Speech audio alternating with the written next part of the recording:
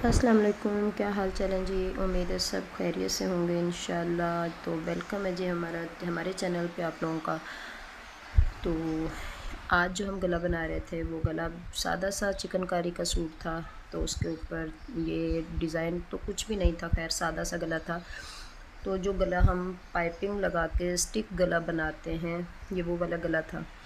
तो यहाँ पे मैंने 1 इंच चौड़ी पट्टी कटिंग, 2 इंच चौड़ी पट्टी कटिंग कर ली थी और 1 इंच चौड़ी फ्यूजिंग का गला कटिंग कर लिया था।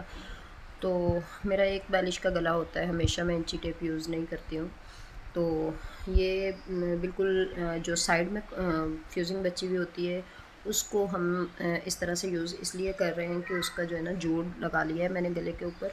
वो इसलिए कि गला बिल्कुल फ्यूजिंग ज़ाया नहीं होती, तो मैं इसलिए सेंटर में से कटिंग नहीं करती हूँ। फ्यूजिंग की जो साइड होती है ना वो इस तरह से कटिंग करके जोड़ लगा लेती हूँ।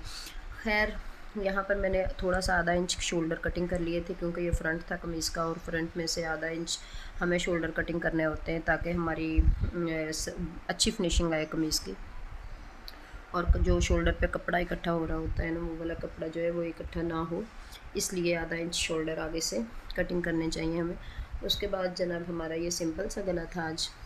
और इसको हम हमारी ज़ुबान में तो हमें इसको स्टिक गला बोलते हैं, मुझे नहीं पता है दूसरे लोग क्या बोलते हैं। खैर, इसकी जो पिंक कमीज़ थी, पिंक शर्ट थी, लेमन शर्ट के साथ पिंक वाली शलवार थी इसकी, तो इसका पिंक ही पाइपिंग लगनी थी। तो यहाँ पर मैंने जो है ना उरेब में कपड़ा ले लिया था तकरीबन 1 इंच चौड़ा, और उसको मैंने 3 हिस्सों में कटिंग कर लिया था। और इसके 3 पीस कटिंग करके नाप में बिल्कुल फिक्स आ रहे थे। गले के ऊपर, पूरे गले के ऊपर लग रही थी पाइपिंग।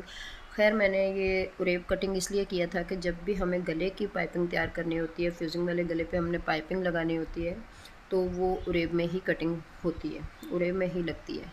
सही है। तो यहाँ पर मैंने जोड़ लगा लिया था और जोड़ लगा के इसको मैंने इस्त्री अच्छे से लगा ली थी, तो ये बड़ी तरीके से पाइपिंग तैयार हो गई थी। तो जनाब यहाँ पर हमने फटाफट सारी पाइपिंग तैयार करके इसी की पाइपिंग हमने चाकों पे और आस्तीन पे लगानी थी। तो इसकी सारी कटिंग करके मैंने पट्टियाँ शट्टियाँ तैयार कर ली थी। उसके बाद मैंने जो है ना ये इसी के साथ गला पूरा तैयार किया था। अब यहाँ पर मैं सिलाई के लिए बैठ गई थी, तो मैंने जो लगा रही थी पाइपिंग, उस पाइपिंग को मैंने नीचे की साइड पे रखा था क्योंकि ऊपर की साइड में हमारी फ्यूजिंग लगी हुई थी गले की। तो इस तरह से लगाने के का मकसद ये होता है, जो बिगनर बच्चियाँ होती हैं, जो नई बच्चियाँ हैं, जिनको उनके लिए ये बड़ा ईजी रहता है कि आप ऊपर की साइड से नीचे पाइपिंग रखें और ऊपर की साइड से सिलाई लगाएं पूरे गले को। ठीक है। और यहाँ पर आधे पैर की हमें सिलाई लगानी होती है। ठीक है, किनारी पे बिल्कुल रख के, और एक बराबर सिलाई लगानी होती है, ऊंच नीच नहीं करनी होती है, बिल्कुल टांका आगे पीछे ना जाए। उसके बाद जनाब मैंने कच्ची सिलाई लगा ली थी। उसके बाद मैं ये डबल सिलाई ऊपर से लगा रही थी। ये मैंने 2 इंच की पट्टी तैयार कर ली थी, ऊपर का हिस्सा अंदर की तरफ फोल्ड करके इसको मैंने इस्त्री कर लिया था। और ये हमारा नीचे गला बंद करने के लिए मैंने नीचे की तरफ ये पट्टी लगा दी थी। ये हमारा गला रेडी हो चुका था।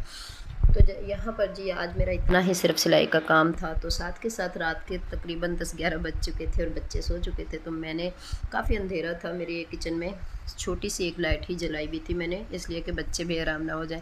खैर, मैंने यहाँ पर ना ये मेरा रात का वेट लॉस के लिए मैंने एक बनाया हुआ होता है।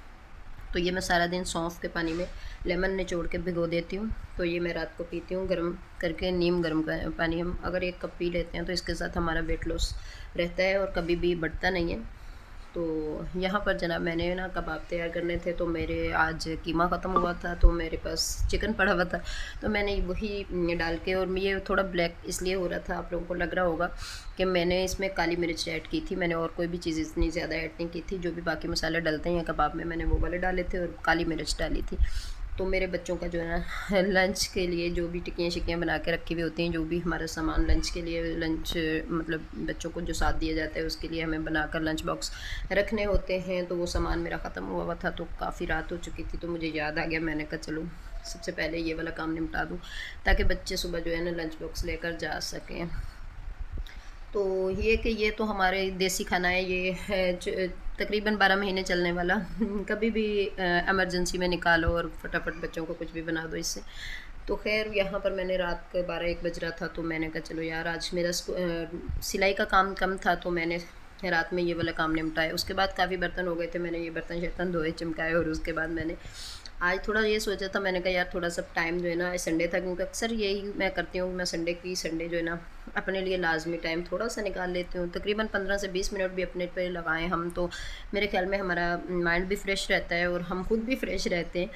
तो ये भी बहुत ज़रूरी होता है, क्योंकि हम सारा दिन, हम ख़ास तौर पे हम जो हाउस वाइफ होती हैं वो ज़्यादा ही रुले खुले हुए होते हैं, क्योंकि हमें टाइम ही नहीं मिलता सारा दिन यार भाग दौड़ में। खैर मैंने ये बुरुश वुश रखे हुए हैं और ये मेरा फेस का बुरुश है, तो मैंने मसाजर है, तो खैर इसमें मैंने फटाफट ये जो था ना, मैंने आपको दिखा रही हूँ, ये मैंने फ़ेस के लिए रखा हुआ है। मैंने कभी भी वैक्स नहीं अपने फ़ेस पे की, क्योंकि मुझे फ़ेस पे वैक्स नहीं करनी होती, मेरे एक्नीज़ का मसला है। तो मैंने फटाफट जो है ना, हाँ, यहाँ पे स्किन पॉलिश तैयार की थी। पहले हाथ पैरों को अच्छे से साफ़ कर लिया था, क्लीन कर लिया था बुरुश के साथ। उसके बाद मैंने फटाफट ये रखी हुई थी, ये मैंने दराज से मंगवाई थी और यार ये बहुत औसम निकली है स्किन पॉलिश। मैंने ये तैयार की थी, अपने फ़ेस के लिए बना रही थी, तो इसका रिज़ल्ट भी बड़ा अच्छा आता है।